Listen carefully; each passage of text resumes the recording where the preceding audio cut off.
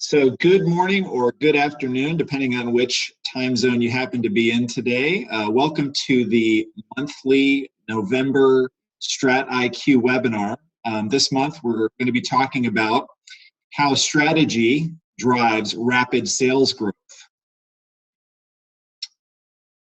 So some quick housekeeping. You'll notice that there's a few different things that we can do in terms of making this an interactive presentation. First of all, the hashtag for today's presentation is hashtag StratIQ Sales. Our Twitter handle is at StratIQ_market. And also, I'm going to be taking questions throughout the presentation today. And you can give them to me in one of two ways. At the end, I'm going to have a Q&A session that'll open up so you'll be unmuted, and at that point you'll have an opportunity to ask whatever questions you have during the presentation. Also, if you've got something specific that you want to discuss relative to one of the slides that happens to be up, please shoot me a chat message, so I'll be actively monitoring that. Again, welcome, and hopefully we can discuss. So a little brief background. You'll see there in the background, you've got Mount Rainier and a picture of a parachutist. And I think it's helpful to get a little bit of an idea of where I'm coming from as a market strategist. And I spent the first 15 years of my career in the United States military as a U.S. Army Ranger. And so although that's not necessarily me jumping out of the plane there, that's what I did for 15 years. And I had an opportunity to travel around the world, travel to just about every major continent out there with the exception of Antarctica.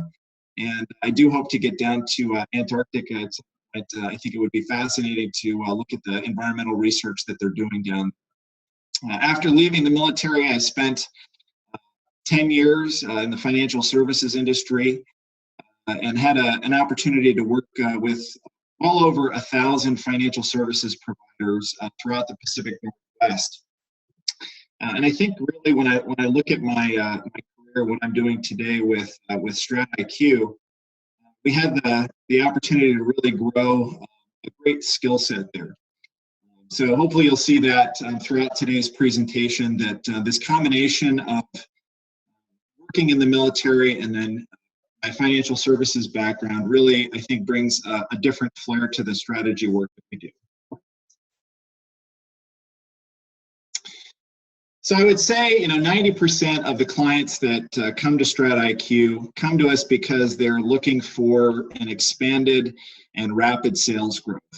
They come in and they say, hey, Brian, we want you to drive sales and we really would like you to do it extraordinarily fast. And so, that's I would say the number one question we get is, what is that magic formula? What's the magic number for us to be able to drive sales? And, it's interesting. As I've thought about that question, especially as we prepare for this presentation, really it's a matter of defining a certain set of problems. And usually they come into really three different areas. Number one, where are my prospects? Where do they happen to be located? Number two, how do I reach them? And then the third thing is, what are we going to tell folks? So what's the simple message that we have, once we actually get them in front of us?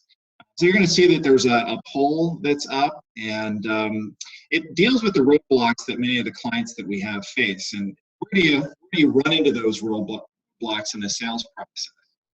So the first area is finding prospects. The second would be reaching prospects.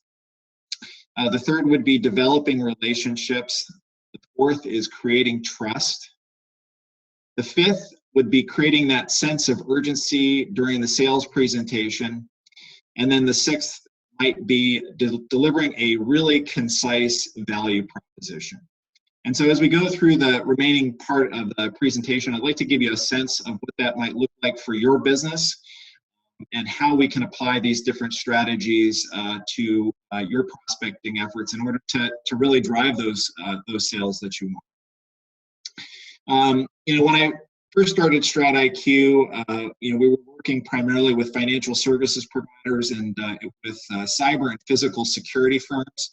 And one of the things that we found is that it was very important to diversify business. And so I'll start with a quick anecdote with regard to one of my first clients. One of my first clients was located in Washington, D.C., and they were providing physical and cybersecurity services to the U.S. government. And they were on the cusp of gathering a rather large government contract, but they realized that they needed to diversify the business and that they had a team of very skilled professionals, but they wanted to go out and create a message that was appealing to Fortune 500 companies. And when we sat down and we looked at it, we realized that the U.S. government, and any government entity for that matter, really reflects a large organization, and it was very compatible with going out and developing a sales message. And so, the process of doing that really was predicated on having a strategy. So, what I would say is, when you look at the sales process, it is absolutely imperative. That's why we titled this presentation, Developing a Market Strategy, that you consider what is your market, what competitive advantages do you have, and how do you deliver that message to whatever your target audience happens to be. And that's a very strategic question, so hopefully we can answer some of those questions today. These are the 6 areas that we're going to talk about during the remaining 15 minutes that we have together today.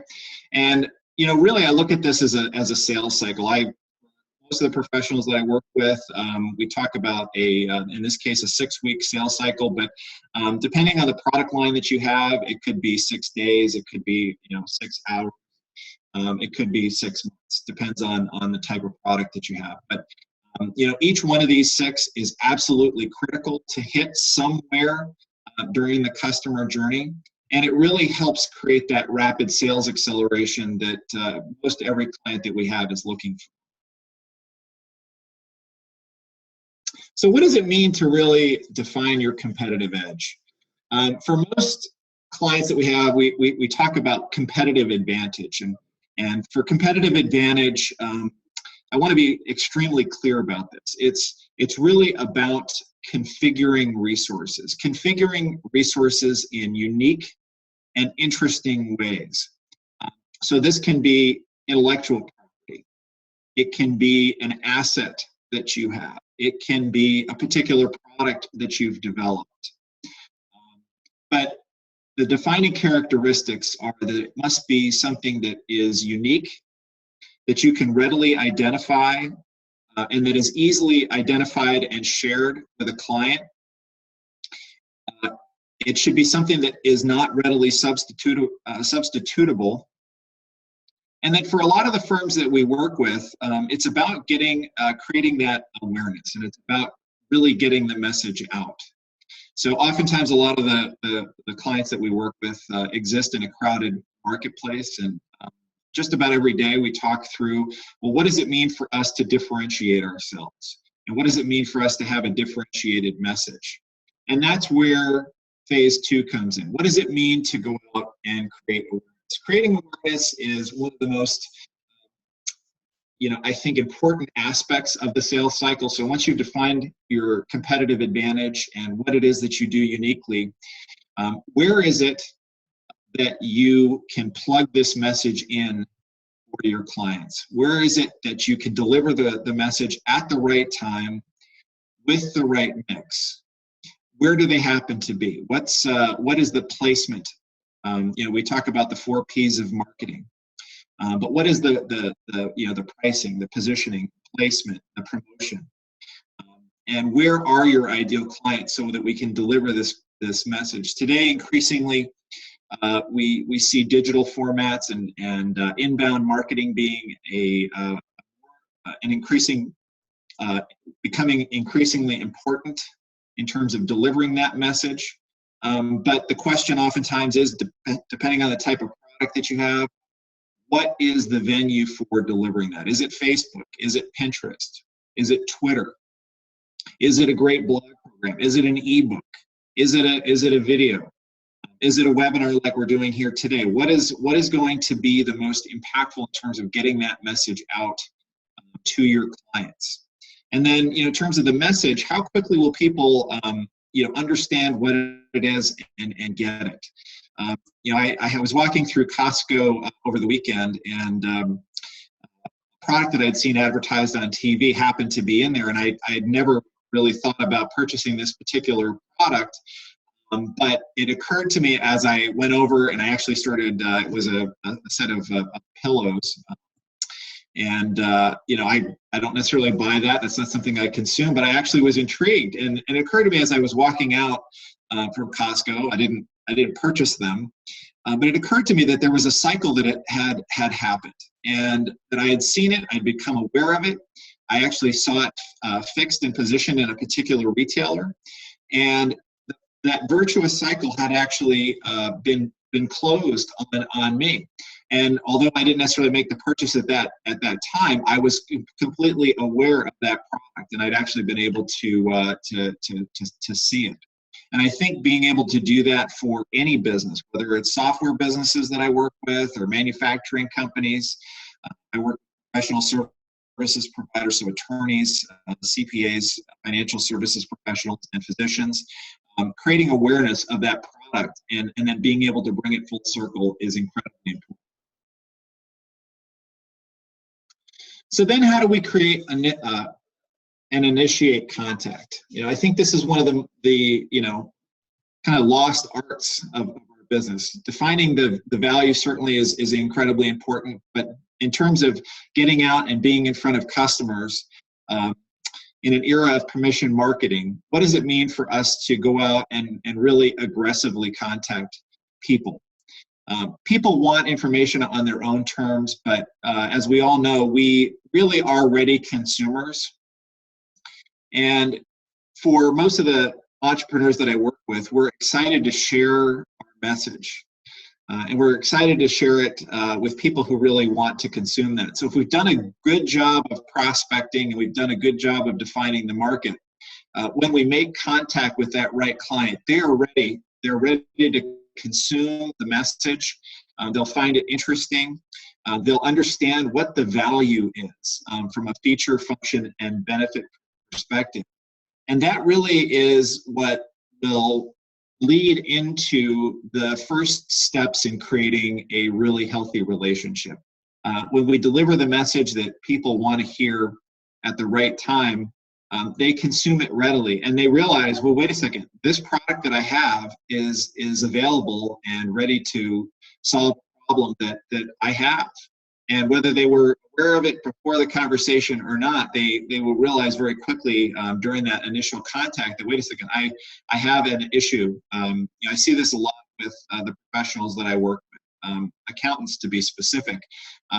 We'll be talking through a particular operational issue, and there'll be an issue of oftentimes it starts with pricing. Well, am I priced at the right point? And then we back up and we talk through other issues that come up in terms of how we account for things, where things are on a balance sheet, and how I account for things on a month-to-month basis, and how I look at my own internal costs in order to set a price.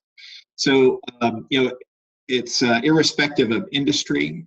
We can look for and deliver the right message at the right time, and that's that first stage of helping to develop a great relationship with clients.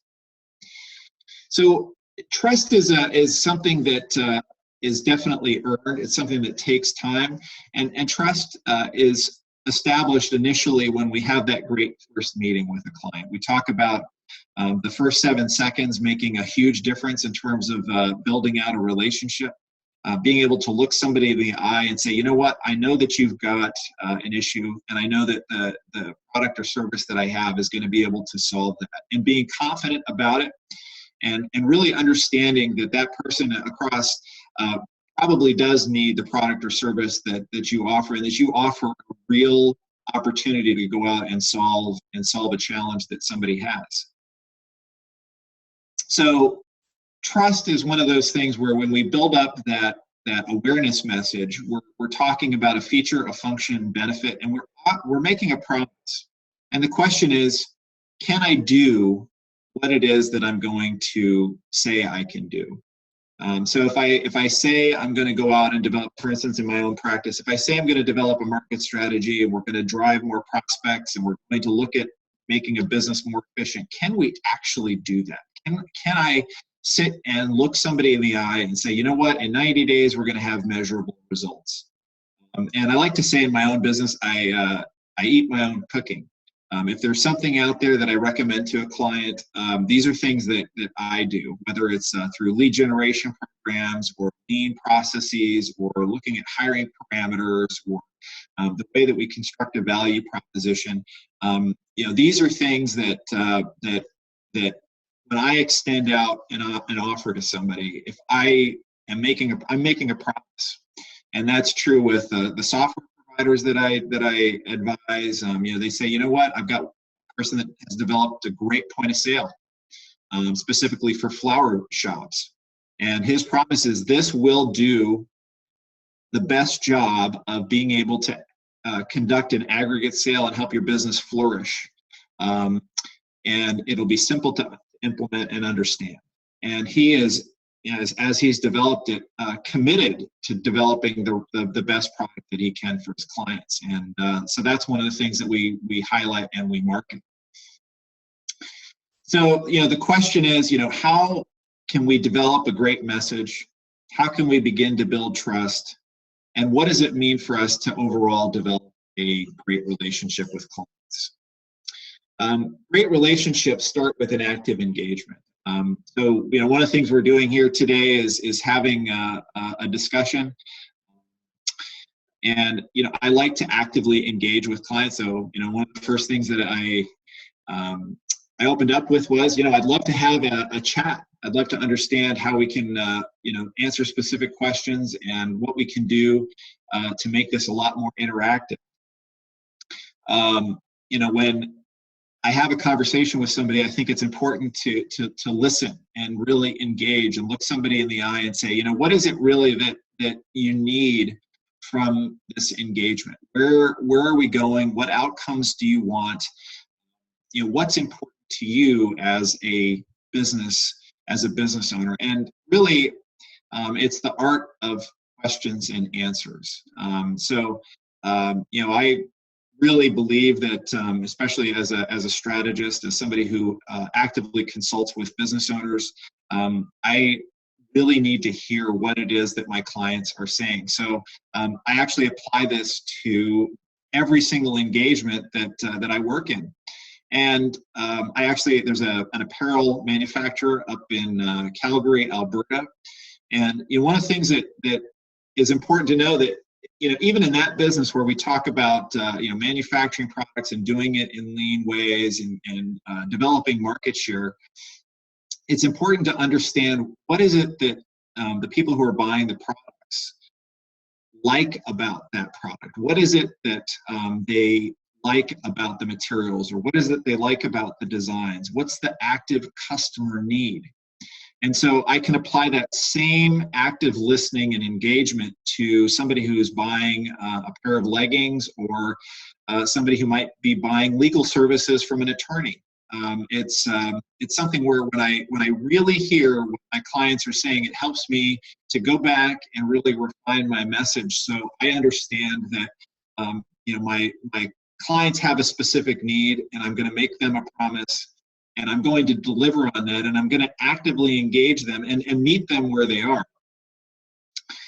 So the question I would ask for you is, on this particular slide, what is important to you? Why is that important? And then what is it that we can do to help out with that particular challenge? Those are three essential questions that I think get to the heart of really just about any customer need. What's important to the client? Why is it important? And then how can I address it?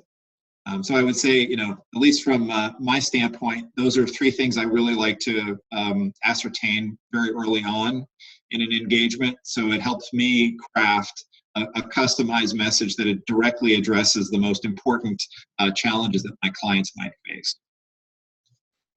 And the last thing is cultivation. Cultivation is really the beginning phases in many ways to growing a successful practice. It is something that is probably the most overlooked aspect of why successful practitioners, especially professionals, are successful. But I saw this with the most successful financial advisors that I worked with. And when I look back on that part of my career, I think cultivation was kind of drilled into me as absolutely essential. It's that active communication, but it's really not just looking at the relationship as a one-time sale. It's about looking at how does this person, why are they meaningful to me? What is it about this relationship that I can provide a benefit to them for a long, long time, and I can really get to know who they are and actively engage with them for a specific period of time. Because clients, especially in that industry, have sometimes very complex needs, and they really need people to listen to them. And I'll relate it to some other industries. Think about what Apple does.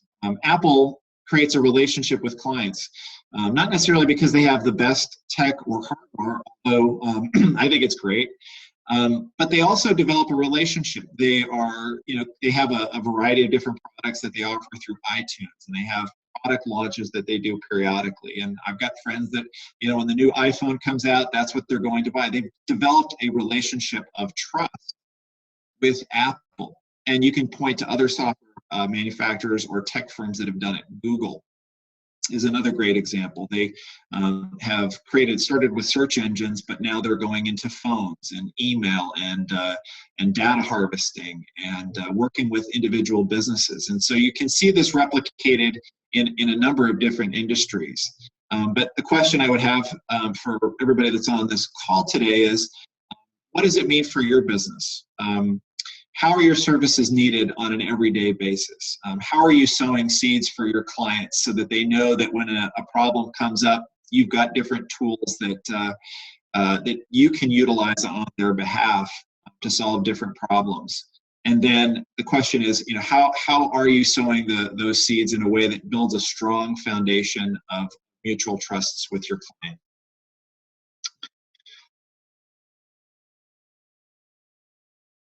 So again, I want to reiterate that for StratIQ and the clients that I work with, there's a 6-phase process that we work through with each client, and it begins with having an incredibly solid market strategy. We go into how to define your competitive edge and configure your resources in such a way that people will perceive it as unique and understand the value very quickly. And then we go out. We create awareness within very specific groups of individuals, very targeted to the specific businesses that we work with. We go out, we initiate contact, we understand what the client needs, and then we focus on helping to build that trusted relationship. Whether you're a financial services provider, a CPA, an attorney, a software maker, a manufacturer, there's ways to go out and build trusts with clients. And then we actively engage. We look to offer our services. We look to put together proposals where people understand this is how we can work together to solve unique challenges that you might have. And then finally, we cultivate those relationships by actively engaging in conversations so that over the long term, we can create that trusted relationship with our clients. So that's going to conclude today's presentation. I think we went right about 20 to 25 minutes, and I'll just leave you with this. We really do put a great focus on revenue and sales acceleration. It's something that I am very passionate about. And if you've heard anything today that you'd like to get some more information on, or you'd like to have an individual conversation, I encourage you to book a consultation with me. That's my email address at bwilliams@stratiqconsulting.com. There's a series of surveys that are available on the website, as well as webinar recordings. And I'll be sending this out after today's presentation to everybody that was in attendance, along with slides and notes. So again, I thank you very much for coming today, and I will open it up right now for questions if you have anything specific that you'd like to talk about.